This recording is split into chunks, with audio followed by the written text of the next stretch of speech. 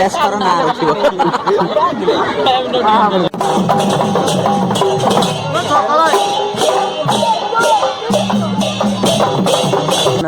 ଆଜି ହେଉଛି ପଞ୍ଚୁକର last date, ଯାହାକି ଆଜି ସବୁ ନଈ ଏବଂ ସାଗରରେ ସବୁ ଡଙ୍ଗା ଭସିବେ।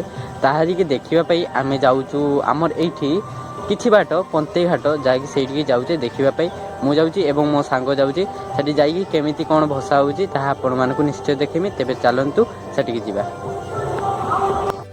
ଏବେ ସାଇକେଲଟା କାଢ଼ି ସାରିଛି ଏବଂ ରାସ୍ତାର କିଛି ବାଟ ଆସିକି ମୁଁ ଭିଡ଼ିଓଟା ଆରମ୍ଭ କରିଛି। ଏବେ ଚାଲ ଯିବା।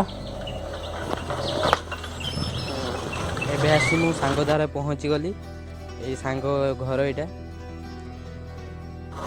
ଏବେ ସାଙ୍ଗ ଏବଂ ସାଙ୍ଗ ଆଗରେ ଚାଲିଛି। ଏବେ ଦେଖିପାରୁଛନ୍ତି ନଈ ପାଖକୁ ଆଉ ଯିବା ପାଇଁ 2 ମିନିଟ୍। ଦେଖନ୍ତୁ ରାସ୍ତାର ଲୋକମାନେ ଯାଇକି ଡଙ୍ଗା ବି ଭସେଇ ଫେରିଛନ୍ତି। ଆମେ 2 ଜଣ ଚାଲିଛେ। ଆଉ ପହଞ୍ଚିବାକୁ ଆଉ ଖୁବ୍ କମ୍ ରାସ୍ତା। ସେଠି ବହୁତ ଲୋକ ଆସିକି ଡଙ୍ଗା ଭସନ୍ତି। ଦେଖିପାରୁଛନ୍ତି ରାସ୍ତାରେ ଯାଉଥିଲା ବେଳେ ଗୋଟେ ବହୁତ ବଡ଼ ଡଙ୍ଗା ନେଇକି ଯାଉଛନ୍ତି। କେରକ ନାଚି ନାଚି ଦେଖିପାରୁଛନ୍ତି। ଫାଇନାଲି 2 କିଲୋମିଟର ରାସ୍ତା ଅତିକ୍ରମ କଲା ପରେ ଆମେ ନଈ ପାଖରେ ଆସି ପହଞ୍ଚିଗଲେଣି। ଏପଟେ ବି ବହୁତ ଡଙ୍ଗା ଛଡ଼ା ହେଇଗଲାଣି। ଏପଟେ ଦେଖନ୍ତୁ କେତେ ଭିଡ଼ ହେଇଛି। ବହୁତ ଲୋକ ଆସୁଛନ୍ତି। ଦେଖନ୍ତୁ ବହୁତ ଆଡ଼ୁ ଲୋକ ଆସୁଛନ୍ତି।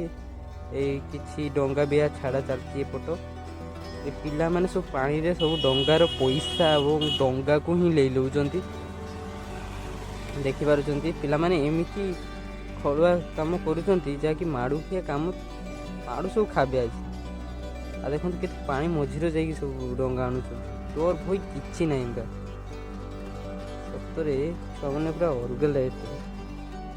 ଆହା ଡଙ୍ଗା ନେଇ ପୁରା ପଳେଇ ଆସୁଛି।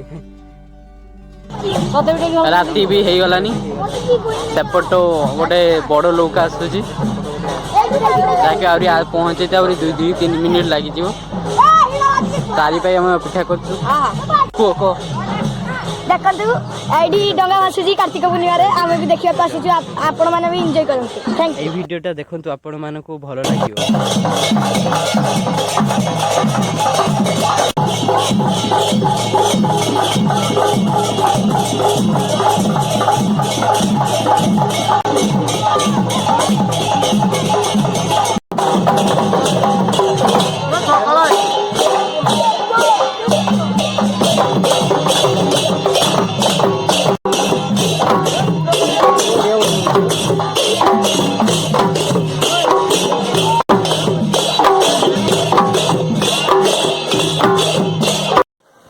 ଆପଣମାନେ ତ ଦେଖିଲେ କେମିତି ଡଙ୍ଗା ଭସା ହେଲା। ଆପଣମାନଙ୍କୁ ଭିଡ଼ିଓ ଭଲ ଲାଗିଥିବ। ଭିଡ଼ିଓ ଭଲ ଲାଗିଥିଲେ ଗୋଟେ ଲାଇକ୍ କରିଦେବେ।